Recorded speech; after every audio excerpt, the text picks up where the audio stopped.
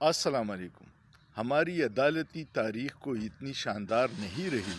بہت سارے بدنام زمانہ جج گزرے ہیں، جس میں ایک کردار تھا مولوی مشتاق کا۔ مولوی مشتاق وہ جج ہے جس نے ڈکٹیٹر جنرل ضیاء الحق کے دباؤ میں آ کے ذوالفقار علی بھٹو کا عدالتی قتل کیا تھا، جس کو اب سارے قانون دان سمجھتے ہیں کہ وہ ایک عدالتی قتل تھا۔ اب بھی ہماری عدالتوں میں ایسے جج بیٹھے ہوئے ہیں، لیکن وہ مولوی مشتاق کے انجام سے سبق نہیں سیکھتے۔